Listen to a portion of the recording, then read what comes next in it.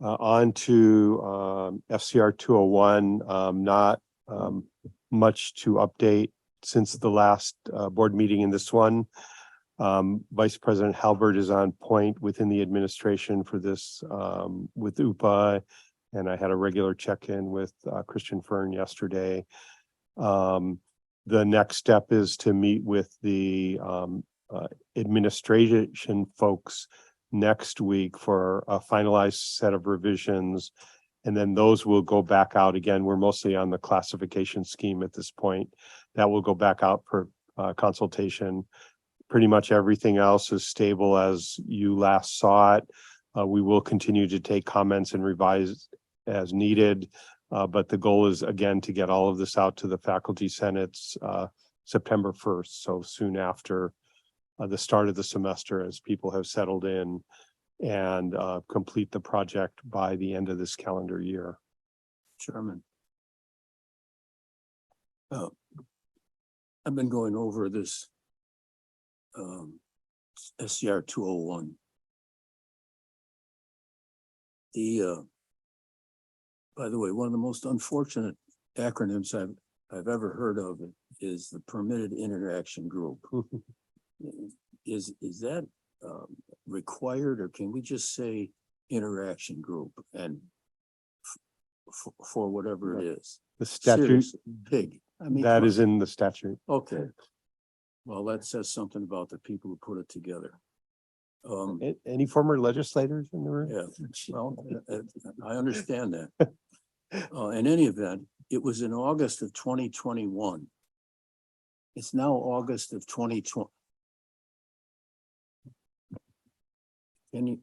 I'm getting feedback here. I'll turn this down. That might go on. It's now August of 2023. The task force was created. Thank you. Task force was created back then. No, its report was done to the Board of Regents in November of 2022. I've got all this material here from 2022.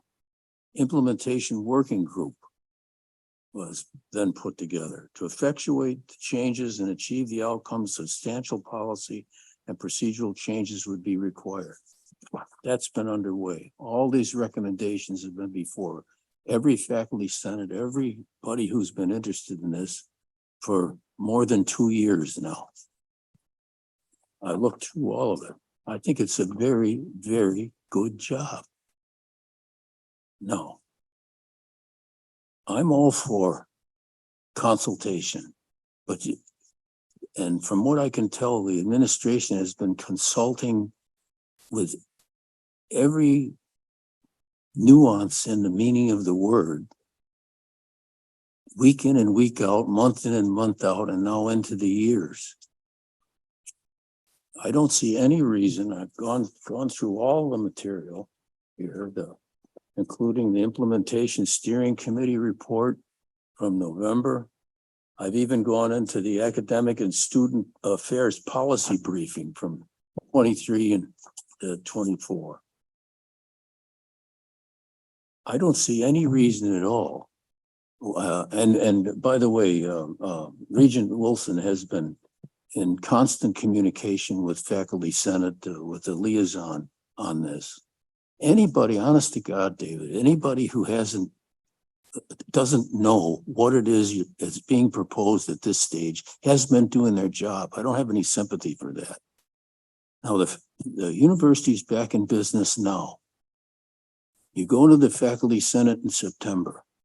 I don't see any reason why we can't have this in front of us in October for a decision making. You guys have done a terrific job. The faculty has done a terrific job. I know, I suppose there's some people that still want to argue about designation about faculty, S faculty and the community college this, and but we've already heard even today by coincidence, the professionals that make up the faculty, the CTAR people that I believe you mentioned in your own statement that are providing academic input that's vital to the survival of the community right now. For me, faculty is a generic term, and whether it's research, whether it's teaching, whether it's advice to students, whether it's counseling, whatever it is, it constitutes the faculty. It's a generic term with various descriptions ahead of it, right? And if somebody's feelings are going to get hurt because they don't like the definition, after 2 years or 2.5 years, you know, I can't work up tears for those folks. But I think and I think this is important for us as regents. You have been deferred to over and over again. You in turn have, and I say you, I'm talking about the administration, everybody who's put this together, the task force, has deferred to people's comments, people's opinions, people's analysis for years now. I think you've completed just about everything there is. Everything's been said. Maybe not everybody has said it, but everything has been said for right now.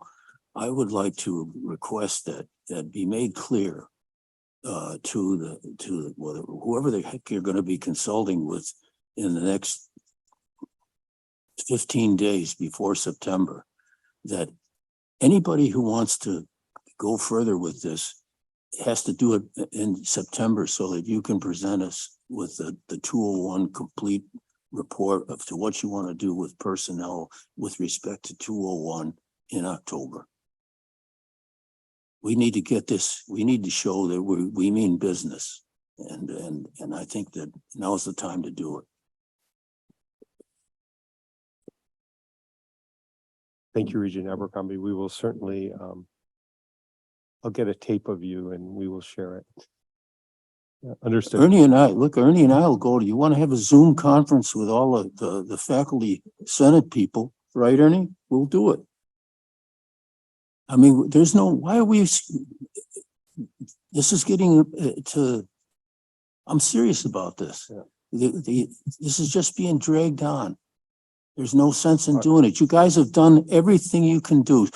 I'll ask you something. Tell me, is there something you could suggest now that you haven't done? And I don't mean you personally, but that hasn't been done in this process.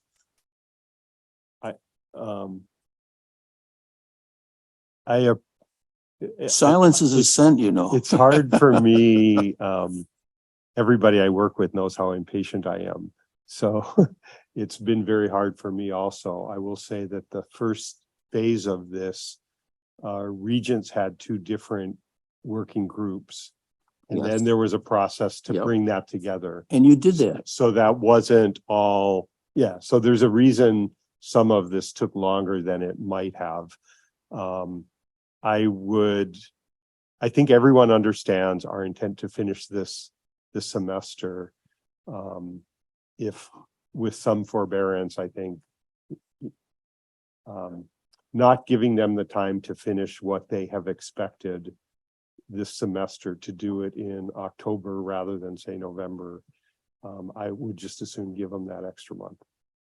You say that November it's going to be in front of us. We don't actually, the board doesn't usually meet in December. So I say in November. yeah, It'll be before us. There's no reason for it not to Okay. be before us. Point If I cannot believe, I've been through that. You've done a terrific job. The administration's done a good I job. appreciate that. How Some of hard that is has it to do with whether it needs to go through. a Why committee, can't so. people accept yes?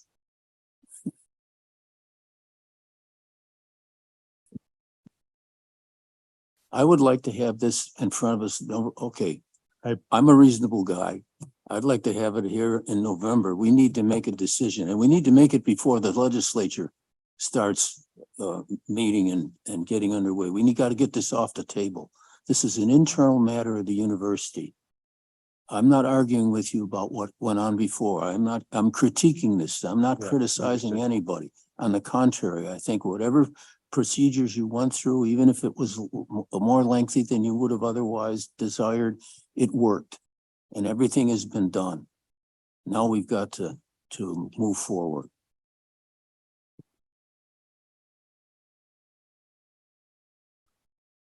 Okay, next item is this was on the agenda also, an update on athletic conference realignment. Much of what has happened has been covered pretty widely in the media. Obviously, some of the conversations among some of the conferences and schools are conducted in deep secrecy until announcements are made.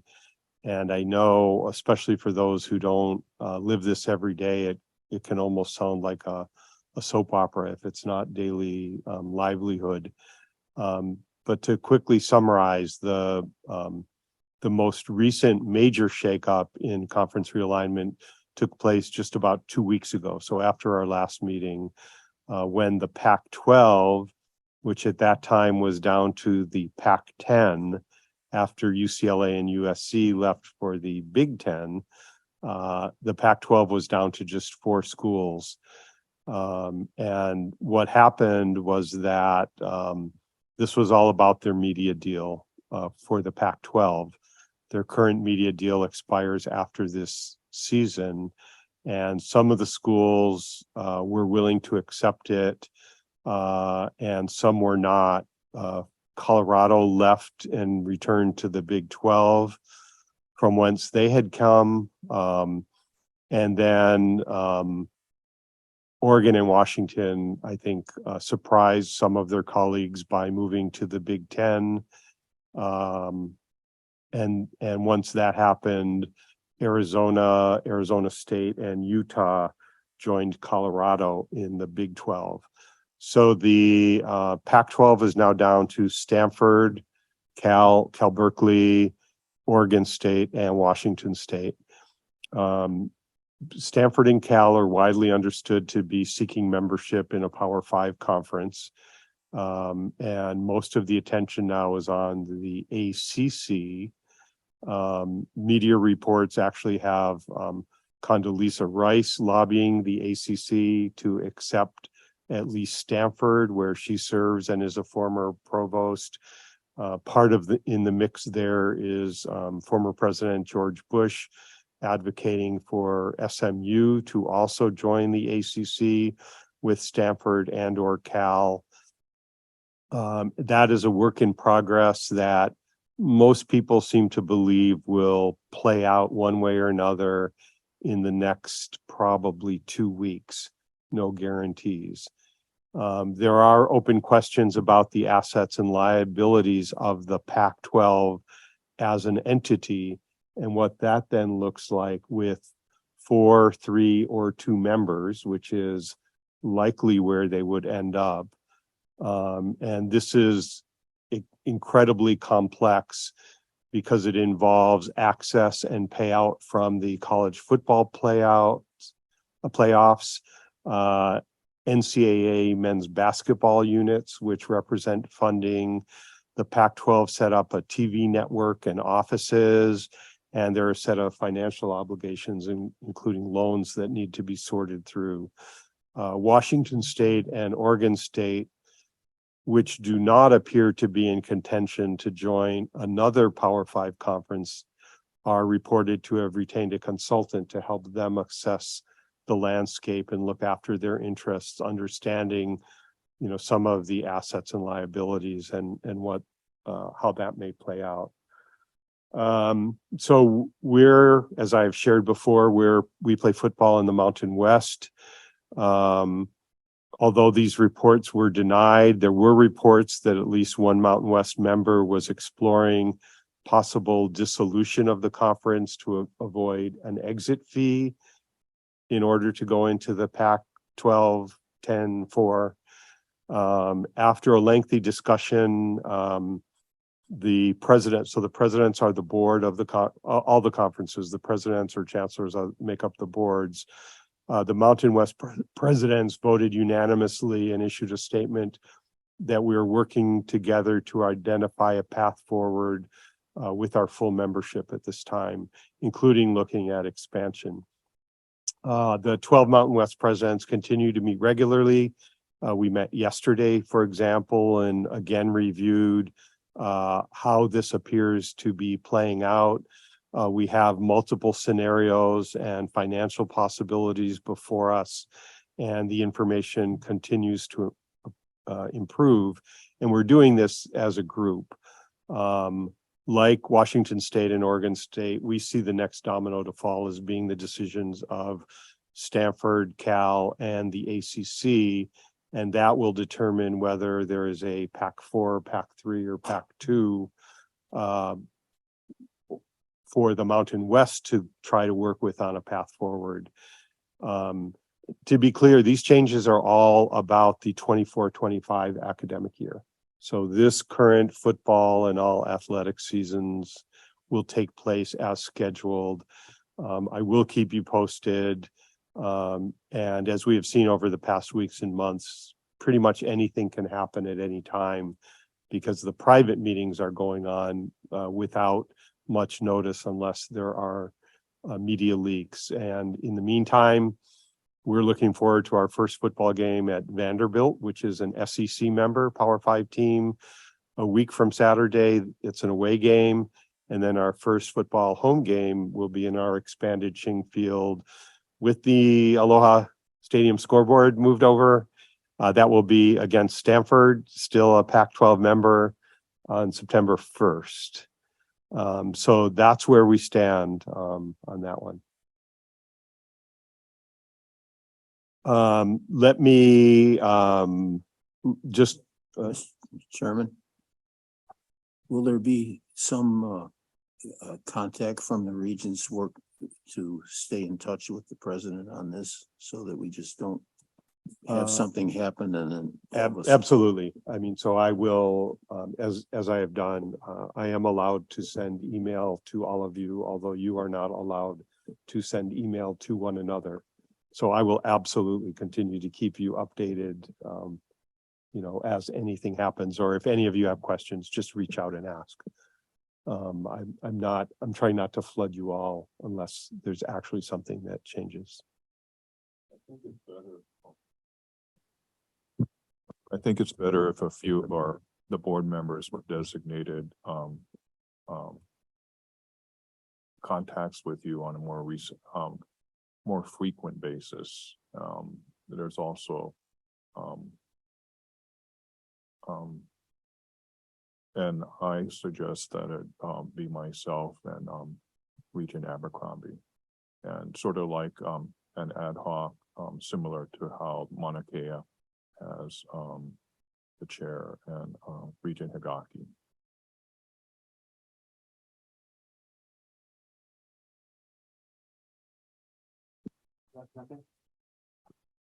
I agree.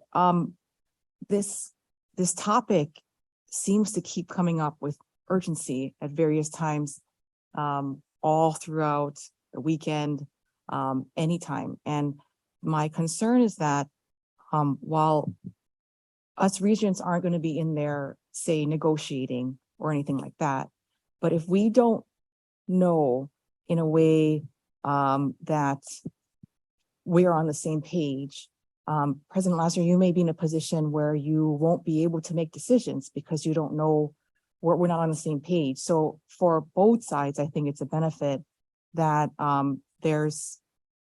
we designate some regents who really are well-versed in this topic to be involved.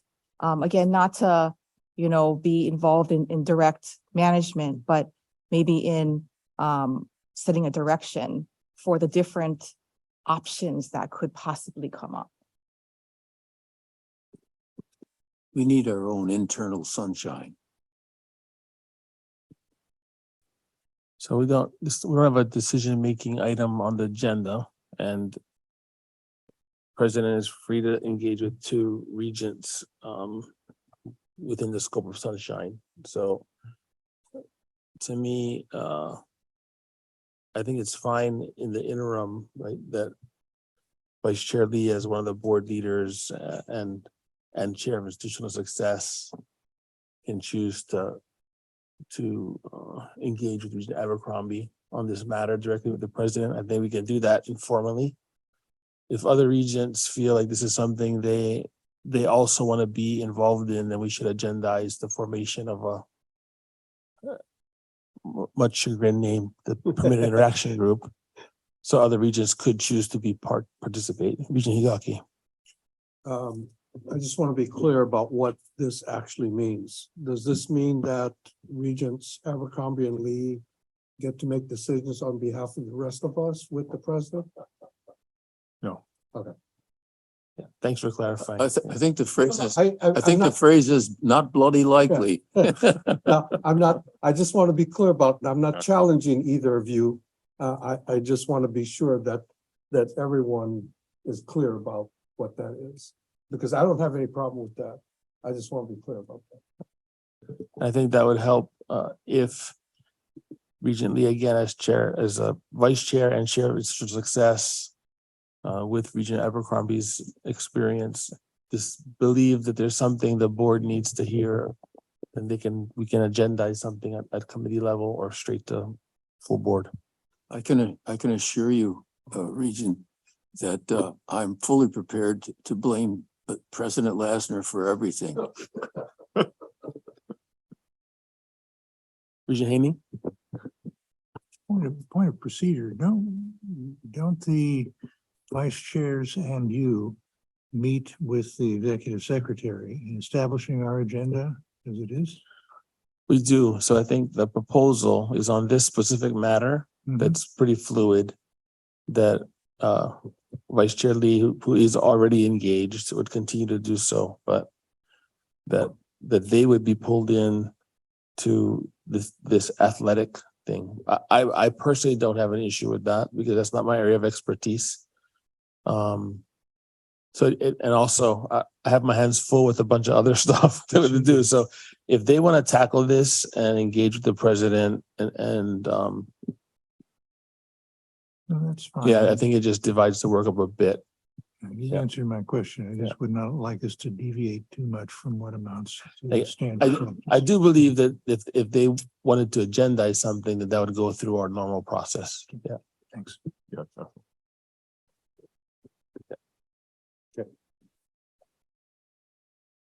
definitely. Just to clarify, so we need a request to agendize this for the next meeting to then designate the two?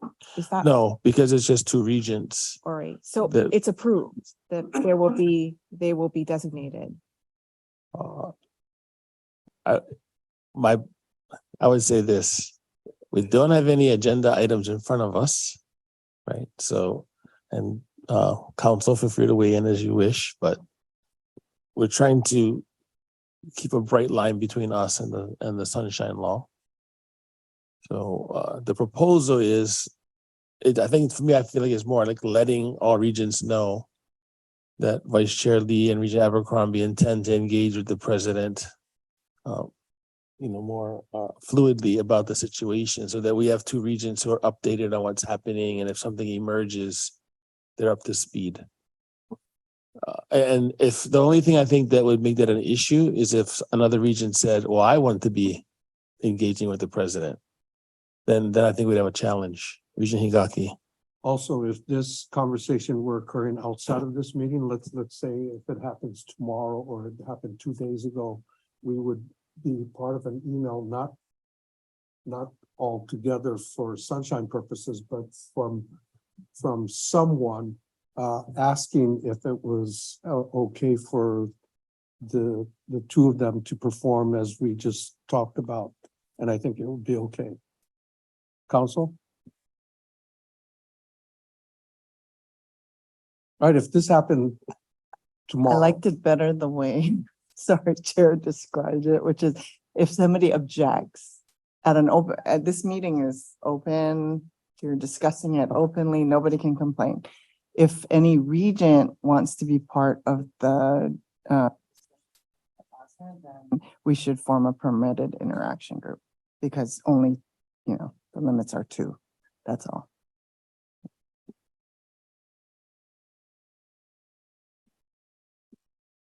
To Regent Akitake's point, and to your internal sunshine point, right? It's that we have two regions who are talking with President Lasner and perhaps suggesting this is an item regions may want to hear about or not, right?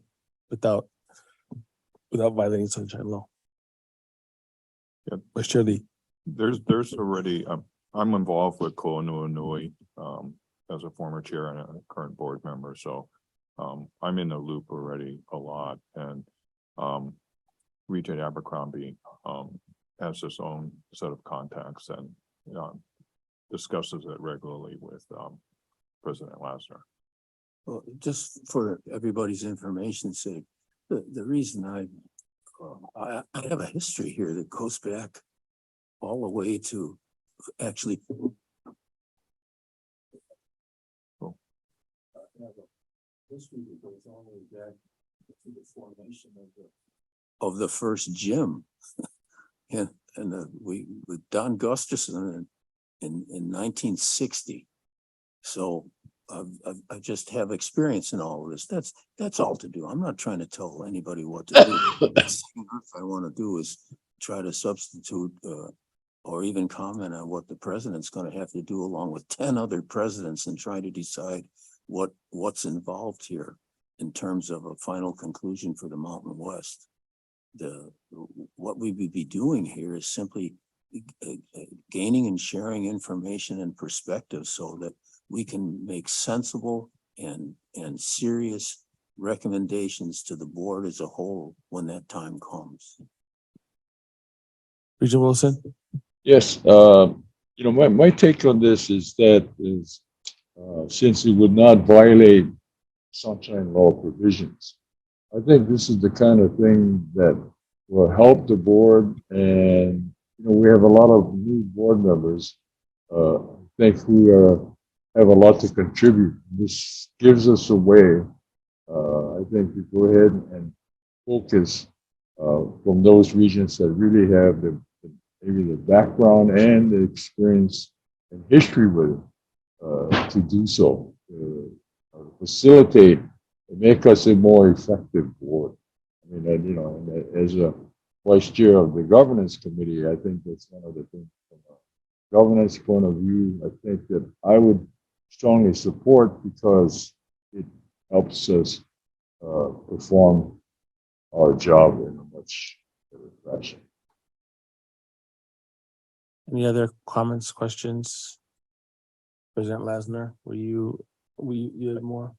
Yeah, I'll Thank you. try to finish up quickly. Thank you, and I will engage as I understand was just described.